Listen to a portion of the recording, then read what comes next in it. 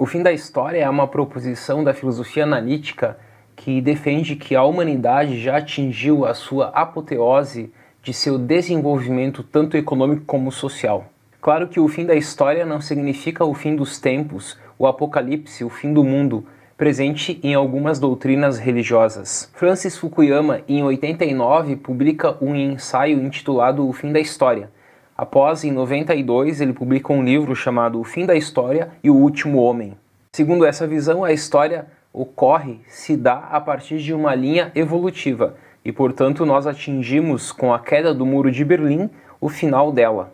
E com o colapso dos regimes comunistas dos países que faziam parte da cortina de ferro na Europa Ocidental, e precisamente com a queda do Muro de Berlim, que Fukuyama nos diz que a história acabou. A queda do muro representa o fim da Guerra Fria, do embate entre Estados Unidos, o capitalismo, e União Soviética, o socialismo, portanto, não havendo mais esse embate, esse choque, essa dialética entre Estados Unidos, representando aqui o capitalismo, e a União Soviética, representando o comunismo, sabendo que os Estados Unidos e, portanto, o capitalismo venceu essa luta, logo, não havendo mais essa luta, nós paramos na história, porque há um grande vencedor. A história progride, evolui por meio do embate, por meio da dialética. Quando um dos lados perde e fica apenas um outro lado de pé, então isso significa que não há mais movimento.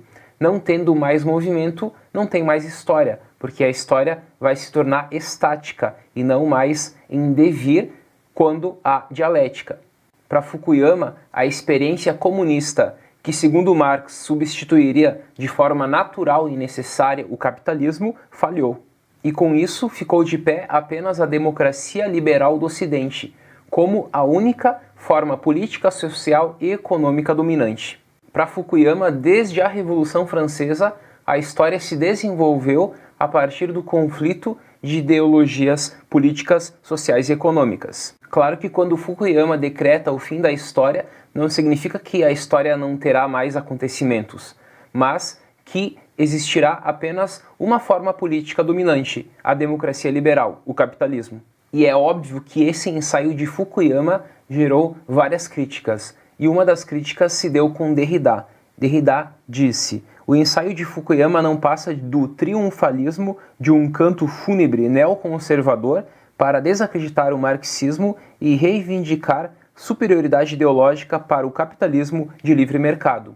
Em uma de suas obras chamadas Espectros de Marx, de 93, o Fukuyama nos diz: por que é preciso gritar no momento que alguns ousam neo-evangelizar em nome de uma democracia liberal finalmente consumada como o ideal da história humana?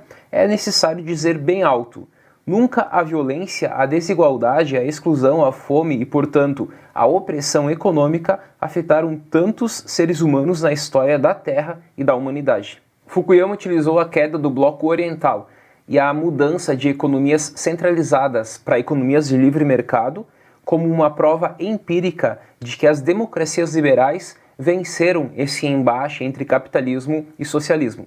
E segundo ele, o racismo, a desigualdade e a pobreza continuar existindo no mundo liberal era uma infelicidade. Mas mesmo assim, não existia uma ideologia ou um movimento revolucionário para chocar, para lutar contra essa ideologia dominante, que é a ideologia da democracia liberal. E, portanto, o fim da história está decretado.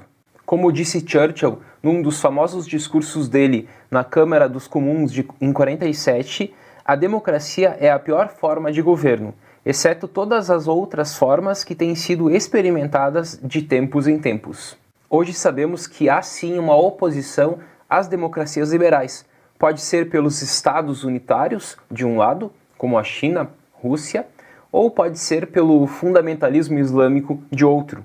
Portanto, talvez Fukuyama foi um pouco apressado ao decretar que a história acabou e decretando assim que não existirá mais nenhuma outra ideologia social, política e econômica em oposição à ideologia liberal democrática.